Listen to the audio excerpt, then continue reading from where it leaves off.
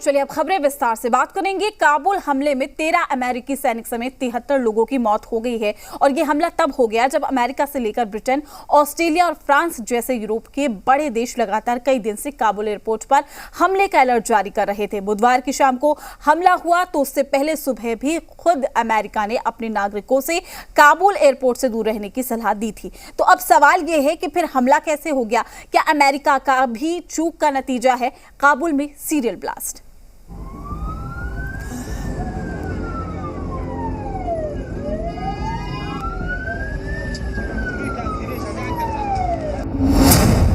काबुल में सीरियल धमाके जोरदार।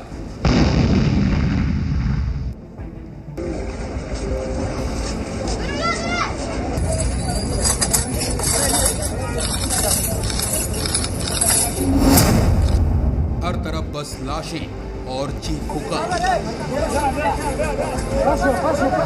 نور كسان هم أفراد وزارت في ترحلنا في الأول. काबुल में ब्लास्ट, क्या अमेरिका की चूक?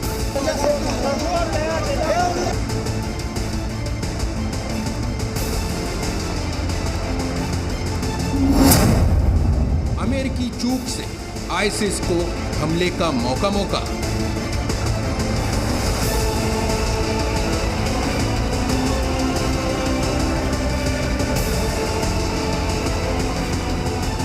अमेरिका को लेकर ये सवाल क्यों उठ रहे हैं, इसे समझने के लिए आपको सबसे पहले अमेरिकी सेंट्रल कमांड के जनरल केनेथ मैकेंजी का ये बड़ा बयान सुनना होगा, जिसमें उन्होंने खुद माना कि अमेरिका को हमले का अंदेशा पहले से था, लेकिन सुरक्षा में चूक के चलते आतंकियों को सीरियल ब्लास्ट करने का मौका मिला। Well, clearly, if they were able to get up to the Marines at the screening at the entry point of the base, there's a failure somewhere. It was a failure by the Taliban operate with varying degrees of competence. Some of those guys are very scrupulously good, some of them are not. अमेरिकी रक्षा मंत्रालय ने इस चूक के लिए तालिबान को जिम्मेदार ठहराया है। वहीं अमेरिका के राष्ट्रपति जो बाइडेन ने भी अपने संबोधन में माना है कि काबुल एयरपोर्ट पर सुरक्षा में लापरवाही के चलते ये सीरियल धमाके हुए। We've been made aware by our intelligence community that the ISIS-K, an arch enemy, the Taliban, has been planning a complex set of attacks on the United States personnel and others. इस लापरवाही की पुष्टि हमले के बाद जारी ISIS के उस बयान से भी होती है, जिसमें उसने बताया है कि कैसे उसके आतंकवादियों ने काबुल एयरपोर्ट के एबे गेट पर स्थित चेक पॉइंट को चकमा दे दिया।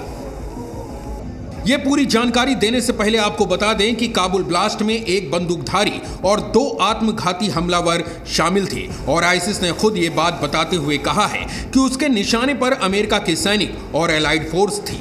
उन्हें ही टारगेट करने के लिए इस आत्मघाती हमलावर ने सबसे पहले काबुल एयरपोर्ट के बाहर तालिबान के सिक्योरिटी चेक पॉइंट को चकमा दिया और वो भी कमर में बम बांधकर। इसके बाद वो बहुत ही आसानी से करीब 5 मीटर की दूरी पर उस जगह भी पहुंच गया जहां अमेरिका के सैनिक एयरपोर्ट आने वाले हर एक व्यक्ति की तलाशी ले रहे थे और फिर उनके बेहद करीब पहुंचकर इस सुसाइड बॉम्बर ने खुद को उड़ा लिया।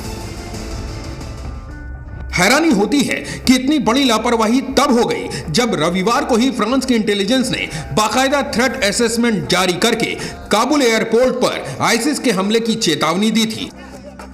और बात यहीं पर खत्म भी नहीं होती।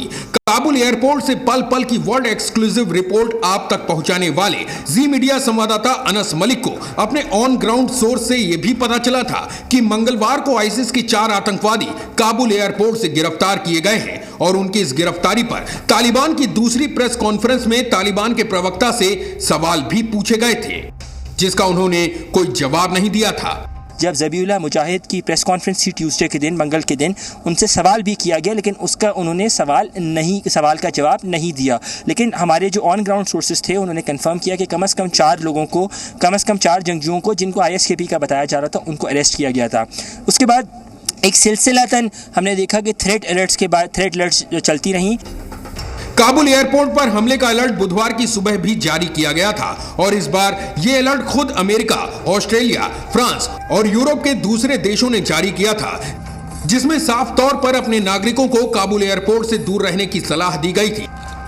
इसीलिए सवाल उठता है कि जब अमेरिका को हमले का इतना पक्का अनुमान पहले से ही था, तो फिर काबुल एयरपोर्ट के बाहर बने चेक पॉइंट पर जांच के लिए अमेरिका ने तालिबान पर इतना भरोसा कैसे कर लिया?